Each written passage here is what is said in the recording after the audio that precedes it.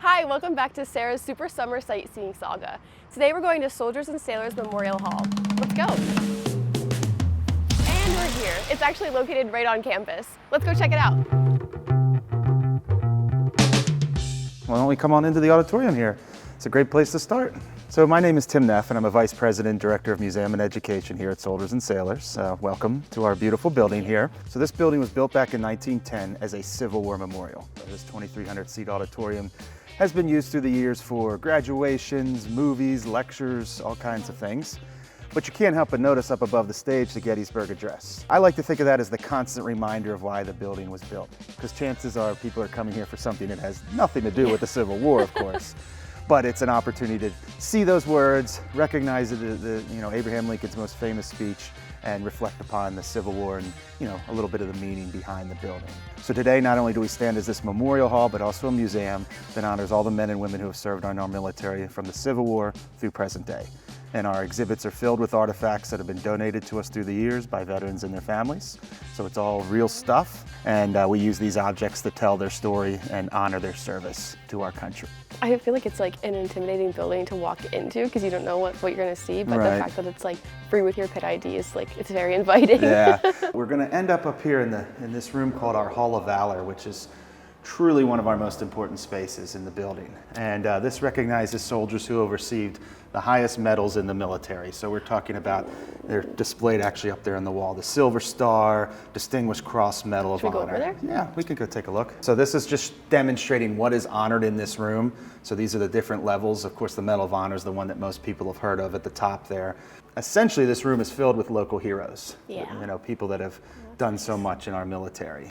And we do have 7 actual Medals of Honor on the wall over here. Oh, wow. Now these are actually donated by the family, so this is something we're very honored and privileged to have in our collection. They're all very important, but this one has an amazing story behind it. This is the story of John Pinder here. And he was a radio man at D-Day, and he got on the beaches of Omaha Beach, and he lost his radio, or it got damaged. He needed a new one. He eventually gets the first working radio on Omaha Beach. The first radio now opens up communication and everything like that. So it's a really big deal, and right after he gets the radio working, he's killed by a sniper. And he basically gave his life for that radio. Yeah. But he knew that was his job. He knew that that would save lives. The radio would help, win the day and help this be a successful invasion. So he knew that was his job, and he was going to do it. So this is our banquet hall, another popular space that people know us for here at Soldiers and Sailors.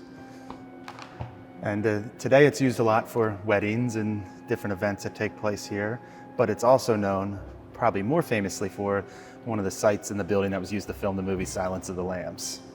So they filmed a very famous scene where he is being held in a cage and he escapes from the cage. And that's all I'll say. I don't want to ruin the movie, Yeah. but it's a pretty well-known scene, and it was all filmed in this room. And we've kind of played off of that so that each year in October we build a replica of the cage, and Oh my God. yeah, we show the movie to Pitt students, That's and so cool. we show the movie to the public, and we kind of attract a different audience, the Soldiers and Sailors that may not come to see the museum, but are interested in movie history, and of Yeah. course this very famous movie that won an Academy Award.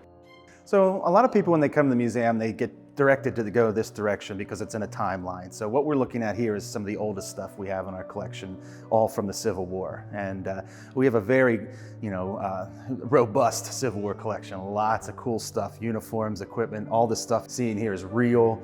And you've seen the uniforms here. I mean, some of these are just in amazing condition for how old they are. What we also see as we walk down the hallways is on the outside walls are these bronze plaques. And those are names, 25,000 names of Civil War veterans from Allegheny County.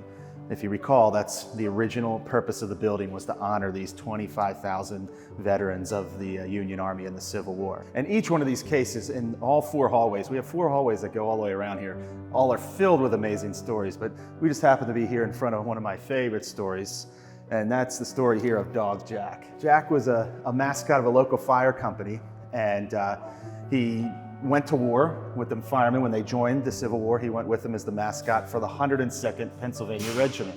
But Dog Jack is very unique because he got captured by the enemy.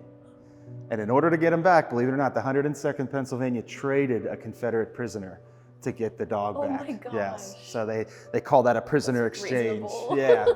Then he got captured a second time. The second time he escaped on his own, and he found his men all on his own. Wow. Yeah, he's definitely one of our more popular stories, and it's a beautiful painting.